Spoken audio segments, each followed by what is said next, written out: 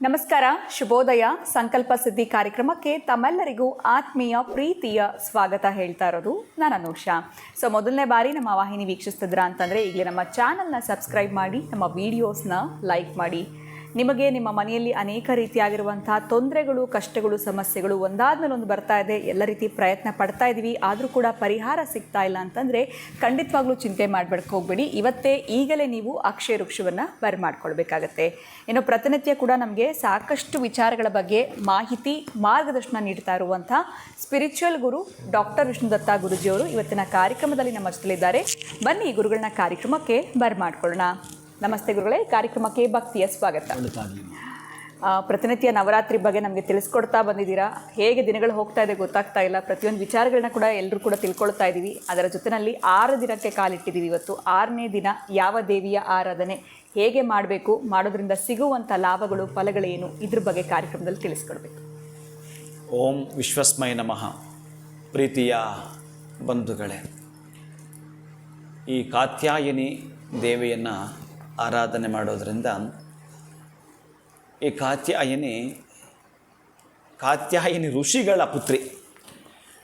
ಆತ ವರ ಪಡ್ಕೋಬೇಕು, ನನಗೆ ಪುತ್ರಿಯಾಗಿ ಹುಟ್ಟಬೇಕು ಅಂತ ಏನೇನೋ ಕೂಡ ಬಹಳಷ್ಟು ವರ್ಷಗಳ ತಪಸ್ಸು ಮಾಡಿದ್ದಕ್ಕಾಗಿ ಆಮೇಲೆ ಕಾತ್ಯಾಯಿನಿ ಗೋತ್ರ, ಕಾತ್ಯಾಯಿನಿ ಋಷಿಗಳು ಕಾತ್ಯಾಯಿನಿ ಪುತ್ರಿಯಾಗಿ ಜನನ ಹಾಕ್ತಕ್ಕಂತಹದ್ದು ಸಂಭವ ಏನು ಅಂತಂದರೆ, ಎಲ್ಲಿ ಶೋಕವಿದೆಯೋ, ಎಲ್ಲಿ ದುಃಖ ಇದೆಯೋ, ಎಲ್ಲಿ ಸಂತಾಪ, ಅವುಗಳನ್ನು ಸಂಪೂರ್ಣವಾಗಿ ದುಃಖವನ್ನು ಹೋಗಲಾಡಿಸ್ಲಿಕ್ಕೇ ಅವಳ ಅವತಾರವಿರುತ್ತೆ.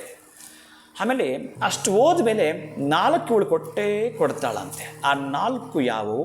ಅದರ ಜೊತೆಗೆ ಕಾತ್ಯಾಯಿನಿ ಬಹಳ ಇಷ್ಟಪಡ್ತಾಳೆ ಕೃಷ್ಣನನ್ನು ವರಿಸಲು. ಇನ್ನು ಅದೊಂದು ಕತೆ, ನಾನು ಆ ಕಡೆ ಹೋಗೋದಿಲ್ಲ. ಅಂತಹ ಕಾತ್ಯಾಯಿನಿ ಬಹಳ ವಿಶೇಷವಾಗಿರ್ತಕ್ಕಂತಹದ್ದು, ಅದ್ಭುತವಾಗಿರ್ತಕ್ಕಂತಹದ್ದು ಅಂತಂದರೆ ನಮಗೆ ಅಂತಹದ್ದನ್ನು ಕರುಣಿಸಿಕೊಡ್ತಾಳಂತೆ. ಯಾವಾಗಲೂ ಶೋಕ ಭಯ ಮನಸ್ತಾಪ ಇವುಗಳಿದೆ ನಮ್ಮಲ್ಲಿ. ಶೋಕ ಅಂದರೆ ಇನ್ನು ಗೊತ್ತು ನಿಮಗೆ, ನಾನು ಅದನ್ನು ಇಷ್ಟುದ್ದ ಎಳೆಯೋದು ಬೇಡ ನಿಮಗೆ. ಅಂತಹ ಶೋಕವನ್ನು ಹೋಗಲಾಡಿಸುವಂಥ ದೇವಿ ನೀವು ಆ ಕಳಸದಲ್ಲಿ ಕಾತ್ಯಾಯಿನಿ ಮಾವಾಹಯಾಮಿ ಅನ್ನೋದರಿಂದ ನಾನು ನಿಮಗೆ ಮೊದಲ ಎಪಿಸೋಡಲ್ಲಿ ಹೇಳಿದ್ದೀನಿ.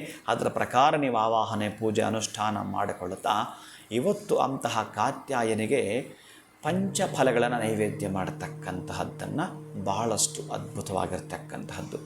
ಜೊತೆಗೆ ಇವತ್ತು ನೀವು ಅಮ್ಮನಿಗೆ ಮಾಡತಕ್ಕಂತಹದ್ದು ಈ ಒಂದು ಪುಳಿಯೋಗರೆಯನ್ನು ನೈವೇದ್ಯ ಮಾಡೋದ್ರ ಕೂಡ ಬಹಳ ತೃಪ್ತಿಯನ್ನು ಹೊಂದುತ್ತಾಳಂತೆ ಆಕೆ.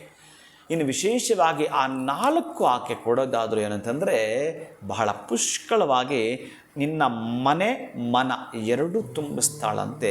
ಧರ್ಮ, ಅರ್ಥ, ಕಾಮ, ಮೋಕ್ಷವನ್ನು ಕೊಡ್ತಕ್ಕಂತಹ ದೇವಿಯೇ ಇವಳಾದ್ದರಿಂದ ಅರ್ಥ ಅಂತಂದರೆ ಹಣವೂ ಕೂಡ, ನಮ್ಮ ಬದುಕಿಗೆ ಒಂದು ಅದ್ಭುತವಾದ ಅರ್ಥವೂ ಕೂಡ. ಅದಕ್ಕಾಗಿ ಧರ್ಮಾರ್ಥ ಕಾಮ ಮೋಕ್ಷವನ್ನು ಕರುಣಿಸುವ ಕಾತ್ಯಾಯಿನಿ ಪೂಜೆಯನ್ನು ಸಾಂಗೋಪಾಂಗವಾಗಿ, ವಿಧಿವತ್ತಾಗಿ, ಕ್ರಮಬದ್ಧವಾಗಿ ಬೆಳಗ್ಗೆ 1 ಬಾರಿಯೋ, ಮಾಧ್ಯಾಹ್ನಿಕ ಕಾಲವು 1 ಬಾರಿಯೋ, ಸಾಯಂಕಾಲ 1 ಬಾರಿಯೋ ಆಗಲಿಲ್ಲ ಗುರುಗಳೇ, 2 ಬಾರಿ ಅದು ಆಗಲಿಲ್ಲ ಗುರುಗಳೇ, 1 ಬಾರಿಯಾದರೂ ಕೂಡ ಮಾಡಿದ್ದೆ ಆದರೆ ಸಂತೋಷ ಸಮಕೈರಪಿಯ ಜೊತೆಗೆ ಸಂತೃಪ್ತಳು ಆಕೆ ಆಗುತ್ತಾ ನಿಮ್ಮನ್ನು ತೃಪ್ತಿಪಡಿಸ್ತಾಳಂತೆ.